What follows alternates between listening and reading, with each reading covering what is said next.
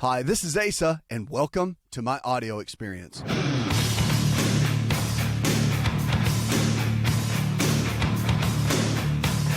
Diabetes is one of the top health challenges that we face today in America. We know that. And we used to have type 2 diabetes called adult onset. And I'll talk about that now because our young people are being diagnosed so often. 1 out of 3 of our young people under the age of 11 right now are being diagnosed with type 2 diabetes. So it's really becoming almost an epidemic. And they did a study, actually a survey, and they're saying that most diabetes patients won't change their lifestyle. And I find that amazing. And I'll tell you, in the clinical setting, in a traditional primary care office, it's unbelievable to see. It really is. And we have diabetes educators. You know, the RDs, the registered dietitians, are kind of the new breed. Nutritionist, or the title nutritionist, has kind of just been loosely used over the years. And the American Dietetic Association, which I'm a huge fan of, by the way, now has registered dietitians and licensed nutritionists in almost 46 states. There's only several states that just don't do either one. And they've really come on board, and they have different board certifications in different specialties like oncology, nutrition, pediatric nutrition, sports nutrition. And it's really a great coming field. So if you go to someone based on nutrition, make sure that they're at least qualified in that area. Registered dietitian, licensed dietitian at some level, board certified in nutrition, something that you can count on. So they're not just winging it off of some book they read on a weekend. Very important. However, most people, the diabetes educators now usually have these credentials. They're in the hospitals. They work with private clinics. And they've done a survey, and they found that even with all this education and people that are just ready to walk with you, take you by the hand, and help, people still don't want to change. And even though they know that their eating habits, their lifestyle habits have put them in the situation of having diabetes, which can lead to unbelievable issues within our health, like chronic renal disease, kidney failure, losing toes and limbs, neuropathy, which is a nerve pain that goes down the leg into the feet or into the hands, and all these different situations that can happen as a result of diabetes, and people die of it. You know, it's a progressive disease. But the amazing part about diabetes is it's reversible if we're willing to change our lifestyle. And that's the key. So you have to ask the question, do you want to get well? It really is the question. And they basically asked that question to a survey of people. They said 9 out of 10 of these people, it was like 3,000 people that they checked with, they knew that their obesity aggravated or caused diabetes. Yet 7 out of 10 said they were not willing to change. Really? I mean, think about that. So you know that the disease you're dealing with, the health challenge, as I like to call it, you know that your lifestyle put you in that spot, right? So most of these people knew that their lifestyle choices, eating the wrong kind of foods over a long period of time, inactivity, whatever it might be, put them in this type of situation where now they have a disease, which is one of the top 3 diseases that we're seeing in America today, yet they don't want to do anything about it. It's like cancer. You get the diagnosis of cancer and everybody freaks out. Why? Because you've got to deal with potential of dying, depending on the stage and the level. You've got to deal with the potential of chemotherapy, of radiation, treatment that may or may not work. But then you have something like diabetes, which all you have to do is control getting your butt off the couch and exercising, changing the way that you eat, modifying your lifestyle, and it might go, well, there's not just might, it probably will reverse itself.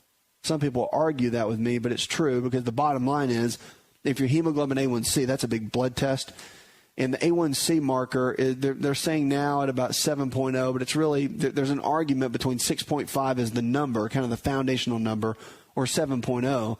And let's say to have diabetes, let's say you're in 9.0 on that A1C blood test, okay? And let's say you modify, you lose 30 pounds, you radically change your eating habits, you start exercising, and all of a sudden your A1C goes down to 5.8, you don't have diabetes anymore. I mean, on paper. So the reality is that it can change, literally. Blood sugar levels go down around 85, and you're rocking and rolling, and then your physician works with you potentially. Let's say you're taking metformin or glucophage or glyburide or Actos or some of the medicines out there that are standardly used for diabetes. And then all of a sudden you come down to a place where you decide that you want to get well. You make these changes and you become the top 2% of America that says, okay, I'm willing to make a change. Because they did a survey and obviously people don't want to change. They prefer, listen to this, they said they prefer a pill to exercise and diet. And 5% of them said that they don't even care either way. It's sad. The reason it's sad is because, think about this. Let's say you're 45 and you get diagnosed with diabetes.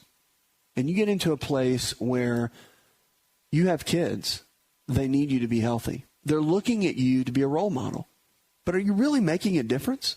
I mean, if you're one of these people that just say, I don't care, it just doesn't matter to me, I would rather have a pill, I'll just take my medicine and hope for the best. So eating donuts and junk food got you into this mess. So let me see. You're going to take a pill to manage the fact that you won't stop eating donuts and junk food, which made you into a position where you're having diabetes. That doesn't even make sense at all. That is the most selfish decision I've ever heard of in my life. And you know what's so sad about that to me? That really breaks my heart because I have a passion for this. Obviously, that's why I'm on the radio all the time. It's because people can live a better life. And I've seen kids lose their parents over this. When you see an 11-year-old child cry because their parents are dying, you'll get a little passionate too. Maybe your child has. Maybe you have it. Maybe your child has come to you and said, Mom, I don't want you to be sick. And maybe you have a food addiction. And maybe you need to change.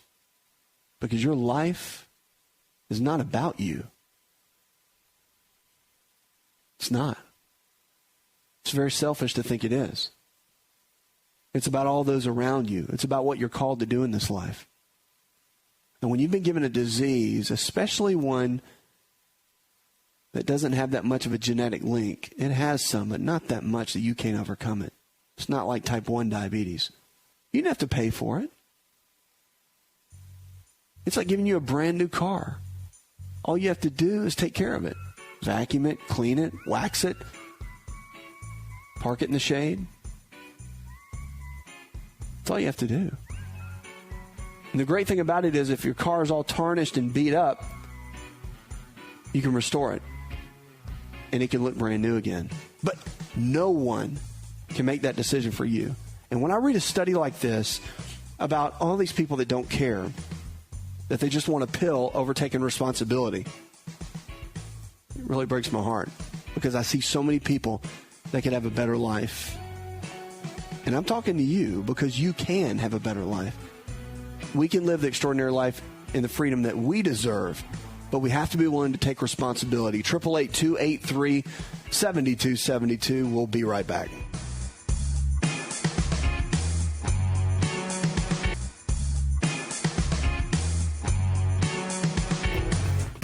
If you're looking for increased strength, increased endurance, and better recovery, then look no further than an all-natural nutritional supplement called creatine hydrochloride. Concrete is the brand, and it's the most absorbable form of creatine hydrochloride found today. Now, creatine is not just for athletes. You probably heard that before, but creatine hydrochloride is for the everyday person looking to improve their health. Listen, I started taking creatine in college when I was a strength and conditioning coach at Florida State University. And I've taken it ever since my college years. And it's made a massive difference in my life. Everything in my body, I believe, is functioning better because of creatine. Creatine hydrochloride I've moved over to using Concrete, and it is the best form of creatine on the market. Concrete creatine hydrochloride is available at most Walmart stores and on Walmart.com or any store that carries nutritional supplements. Just make sure to look for Concrete brand creatine hydrochloride and watch your endurance, your strength, and your recovery and your immune system get boosted today.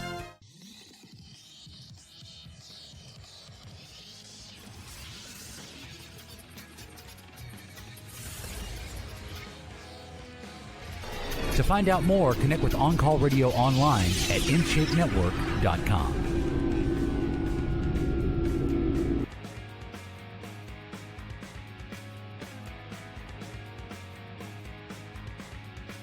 Check us out on Facebook and Twitter, both at the website you can sign up for, and also our free email newsletter. Sign up each and every day. We protect your information, and it's great information to empower your health and your life. Let's go to Jim. Hi, Jim. Welcome to the show. Hey, man, sitting out here watching the stars come out. Beautiful, isn't it? Yes. What I called about was entirely something else, but on your last segment there, you were talking about diabetes. I know one individual on each end of the spectrum that you were talking about. One man found out in the hospital that he was dying of diabetes. He had a teenage son. He's my first cousin's husband. Wow. And overweight, drank too much, worked in a fast food restaurant that his family owned, and they told him he was dying. Today, Roger's an engineer. He builds roads. He quit the food business. He lost 50 pounds. He went walking, and he takes no medication. See, there you go. Enough said right there. He is a brand-new man. Right. And the other guy found out he had diabetes. He went home and sat down on his butt. Now he's disabled. And he drinks a gallon of sweet tea a day, and he weighs about 500 pounds, and he's waiting on his maker to meet him. That's right. And there's the two guys. There's the two ends of the spectrum. It is sad. It is sad because Cameron is he's a brilliant man. He used to work for me. One of the smartest individuals I've ever been around. Good kid, but just quit living. Have you ever gone to talk to him? Oh, yeah. Begged him. Oh, yeah. Begged him. But don't do any good. Have you ever told him to listen to the show? No, but I will. I ran across your show last night, driving back from a date, in fact. And what I called about was a topic about colon cancer. Will you do me a favor? Yes, sir. For this guy, because I don't think we can make this happen, but I know you can. Our show goes up every day, the following day, on podcast on iTunes. If there's any way you can catch that, or Jay, I'll talk to my producer about it. Well, let's see if we can't get that last segment over to him somehow. Okay. Maybe on an iPod or whatever MP3 player, and take it to him. I don't have any of those. I figured very technically. We'll figure something out. Whether it's an email or something, we'll figure something out. Is it archived on your internet? Yeah, we'll get it figured out. Jay Patrick, our producer, will get it figured out. Let's go to your question, and we'll take care of that for your friend. You had a topic colon cancer, and I had I'm a retired military, and I go every 10 years for a colonoscopy, and they found a tag up in me back in April, about 3 or 4 inches up inside the colon and the rectum area. And they tried to take it out, but it was wrong place, too much pain, couldn't do it. It's about the size of a nickel. Okay. And but they took 4 specimens of it, and they all come back benign. But they sent me to another doctor back in May, and she said that she could take it out, wouldn't be any trouble. She said, but I quote, "The pain is not going to be worth the gain." And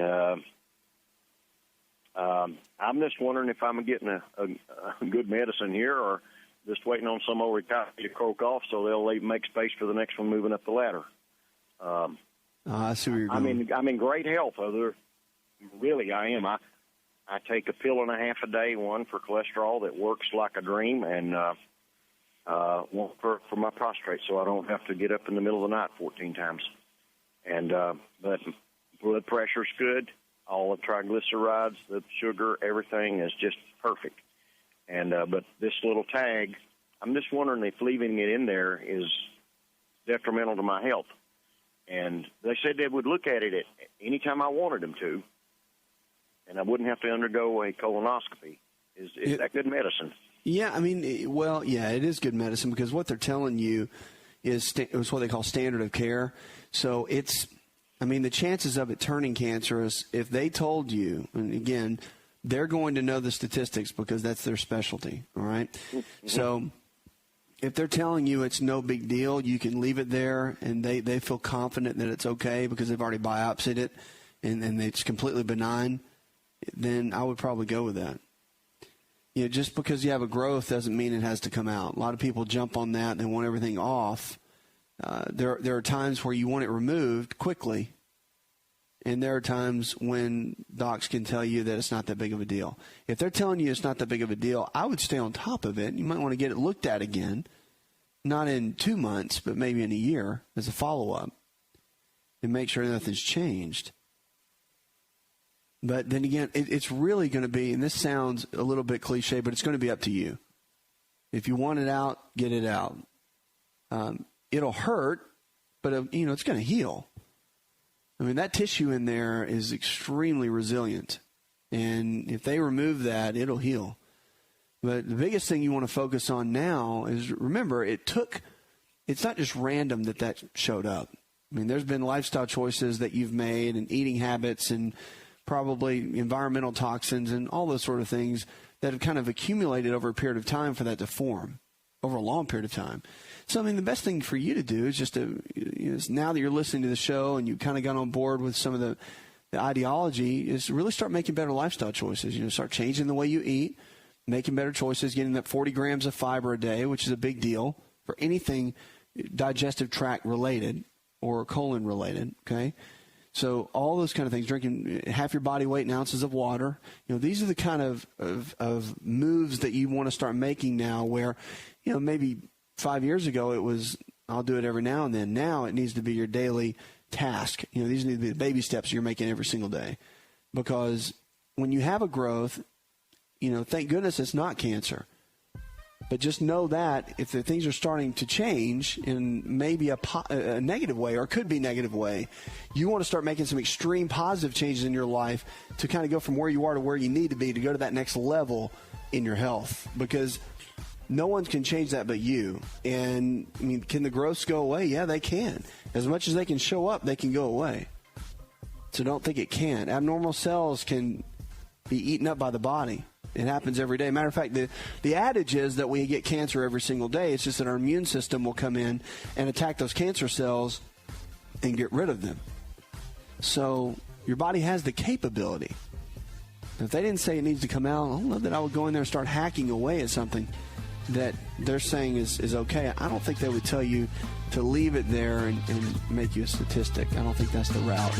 Hi, it's Asa. I'm giving you a copy of my best-selling book for free to help you in your health journey today. I'll pay for the book.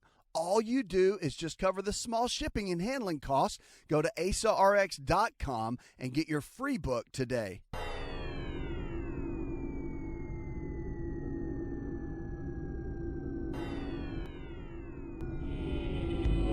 To find out more, visit the show online, InShapeNetwork.com.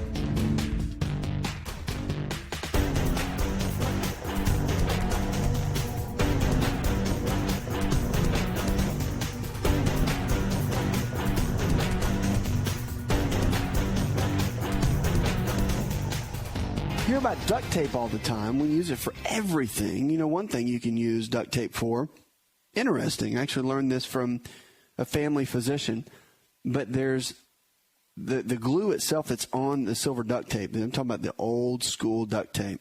On the other side, they actually put over warts, and the glue itself can actually begin to kill the virus. Warts, typically the theory is that it's from the HPV virus or the human papilloma virus. It's one of the theories. But putting a little piece of duct tape over the affected area and pulling it off daily does two things. It can begin to kill the virus, and the shearing of pulling the tape off will begin to kill the head of the virus and the little seeds that are down in there. And if you do that long enough, it will end up removing the wart. And it takes some time, maybe 2 weeks, they said. But I actually saw this done in practice, and it worked. I was pretty shocked by the whole thing. You never know what you can do with duct tape. Also, believe it or not, what kind of spurred me to say that was they're actually using duct tape now to fight infectious disease. I'm being serious. And so they did a hospital study in Illinois. It was actually on the border of Iowa and Illinois. It was the Trinity Medical Center. And normally when you get into an infectious disease area, you have to put on gowns and you have to put on masks and gloves and everything else. It's almost like a quarantine type deal. And when you go into these places, that's the way hospitals are. Well, they were looking for ways to actually save money and save materials. So what they did was they used red duct tape to actually they had people come in from the CDC, and they actually marked off areas, the final point of how far the potential bacteria or virus could travel to infect the person. And they used the duct tape to create boxes on the floor where you could actually stand in the boxes and communicate with people that had the disease. Interesting. What are they going to do next with duct tape? It's incredible. All right, in Gainesville, Florida, we've got an email. Gracie says, I've been diagnosed with celiac disease. What do you recommend? Well, celiac disease is a challenge. But let me tell you this. It's the inability to handle gluten. Gluten is a protein found in most grains. Somebody that has celiac becomes not deathly ill, but close to it. I mean, miserable, extreme cramping. It begins to cause them to lose weight. They'll have irritable bowel type symptoms and throw them into just a digestive whirlwind. And so it's miserable. So, Gracie, I understand the nightmare that is. And really one of the best things you can do, obviously, is to avoid gluten, but know what kind of flours that you can have, because a lot of people will avoid flour altogether. But there's actually some flour-based foods that you can have, whether you want to do pasta or if you want to do crackers or breads or whatnot. But you want to go gluten-free for sure for at least 8 weeks, because it does take about that long to get it out of your system completely. And then if you want to add some grains back in, no big deal. But the 4 grains technically, and obviously you do want to spend the extra money and get the organic kind, because when you have celiac disease, you cannot play around with this. It is a big deal. All right. So rice flour, hemp flour, coconut flour, and buckwheat flour. Those are the 4 that someone that has celiac disease can handle those flours. So baking is not out of the question. You know, life is not over. And having pasta, life's not over. You can still live and enjoy food and whatnot. You just have to be very careful. And, you know, the big one, too, Gracie, it's in the sauces. Like when you go to restaurants and whatnot, you got to be really careful with the sauce that they use for whatever they're making. And always ask them if it contains wheat or any other kind of flour in it, because gluten can be hidden in those, and you have to be really, really careful. But to live a gluten-free lifestyle, which someone that has celiac must do, it's really not that hard, and it is becoming trendy. A lot of the restaurants, and especially the grocery stores, are catering to that. But the restaurants really out on the West Coast have jumped on board big time. You're seeing the East Coast now come on board. Places like New York, Bridgeport, Connecticut, a lot of these places, they've jumped on board. And then, of course, your coastal towns, Charleston, South Carolina, you're seeing a lot of gluten-free over there. You're seeing a lot over in North Carolina, Wilmington, Hilton Head, and those areas. And then, of course, down in Florida. So the lifestyle is there, and people are catering to it, and it's becoming kind of the cool thing to do, because most people are gluten sensitive. Now, there's a difference between celiac and being sensitive. Gluten sensitive is where you're affected by gluten, but it doesn't affect your daily lifestyle, meaning it doesn't cause the cramping, severe cramping, and it doesn't stop you dead in your tracks. If you have celiac, it will stop you like you have a massive disease, and you will shut down. And things just don't work like they need to. But if you're sensitive, you might get tired. You might feel lethargic. You might just have low energy levels. You may have chronic allergies. You may get joint pain. There's a lot of little symptoms that you're thinking, well, I've got arthritis or I just have allergies. But so many times, if you'll just cut gluten out of your diet, and gluten comes in all flour-based foods except for the 4, rice, hemp, coconut, buckwheat. If you eliminate that for 8 weeks and your joint pain goes away, the allergies go away, your energy level doubles, guess what? You have a gluten sensitivity. And 90% of the people and 95% of people do. It is amazing. So it's not a big deal. I mean, everybody deals with it for the most part in America, just because of our grain sources are pretty much horrible. So think about it. But yeah, Gracie, I hope that helps. Just really watch out for the sauces. That's the big one. And make sure you enjoy life. You just got to come up with a new way to do that. And always eat foods that reduce inflammation. That will help as an overall foundation for what you're doing. 888-283-7272. That's 888-283-7272. Don't forget Facebook and Twitter as well. Let's go to Patricia. Hi, Patricia. Yes. How can I help, darling? Okay, thank you. Patricia, how can I help? What's your question? Oh, I'm sorry. I didn't know. I thought it was one of your staff. They're so nice to me when I call. Oh, well, thanks. How can I help? on to talk to you, so I'm so thankful. Okay. My question is, I had my gallbladder removed. It's been about 10 years ago. And they didn't tell me one thing about diet changes or anything. And it really, I started thinking the other day, I said, I might know something about this. But it's just so weird. I heard Dr. Oz talking about the bile and how the gallbladder is a very important organ, and I don't have it anymore, and I'm really sad. Part of my body's gone. Yeah. Unfortunately, what happened? Did you have a lot of sludge in it, or did you have the stone that was blocking it? Why did they take it out? I had gained some weight, and I had severe pain, and I just kept having the pain. And then they examined me and said they thought it was not. Oh, I had 3 tiny stones, but couldn't they have passed or dissolved? Yeah. Usually the stones won't. They can pass, yes, but you don't really have to worry about them too much unless they're blocking, like the cystic duct or one of the ducts in the gallbladder. I mean, the common bile duct. Those are the kind of things you have to worry about. But if they're not blocking one of the ducts and you're okay, then you really don't have to worry about it. So the reality is, though, the gallbladder is important. It stores bile, and it uses the bile to help break down your fats. More than anything, it's a fat emulsifier, so our body can handle the fats that we eat. And, of course, that's important. So your omega-3 fats, the good, healthy fats, are always important. Now, a couple things, too, though. Don't be discouraged that it's gone, because the body's pretty amazing. You still produce bile. It was just kind of the storage tank.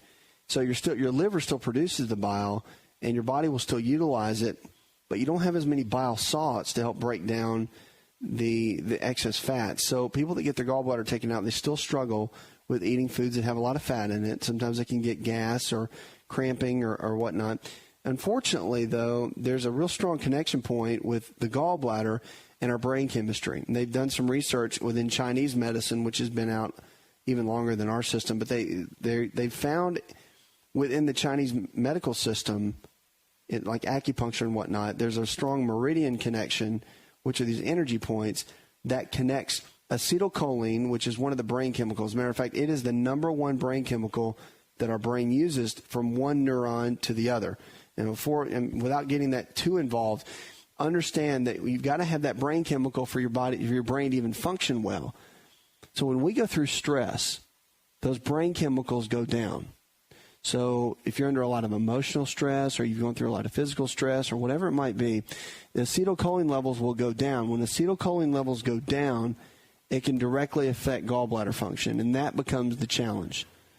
So with the gallbladder function going down, that's where you can start getting some of the stones and the sludge and whatnot. And it can be for over and over again for the acetylcholine levels going down. So, again, one of the ways you can work on a gallbladder from more of a natural perspective is to work on building up acetylcholine levels, which you can do with certain foods, and certain supplements can help. But, and it's amazing. So, biochemically, it makes the bile salts and it helps you break down your food. So Oz was right when he talked about how important the gallbladder is. You want to do everything you can to keep all your parts. I mean, that's what we need to do. And he's a surgeon. So at the end of the day, moving forward, whenever you're challenged to have surgery, you always want to ask why about 1,000 times and then do research and get about 10 opinions. And you didn't know any better, and that's okay. So the glycine and taurine, it can still work. And here's a really, really cool thing about the liver. They've done some research, and they found that when you remove the gallbladder, the body actually goes and forms a small little pouch underneath the liver, which is where the gallbladder used to be. So the body actually can go in. It's not a complete gallbladder, but it actually tries to make a small remnant of something that can help with the process of what the gallbladder used to do. So the body knows what it's doing. It can adapt. You're going to be fine. It's not life-threatening, but just know some of the tools to still give you a good quality of life.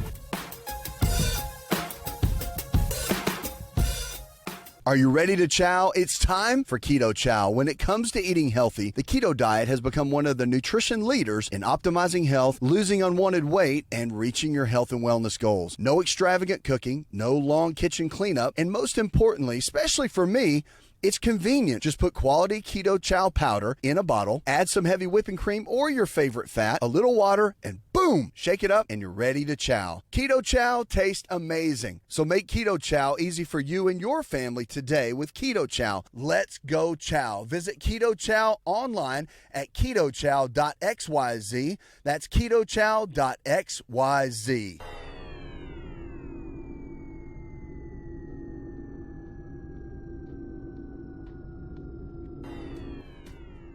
Connect with On Call Radio and watch On Call TV at InShapeNetwork.com.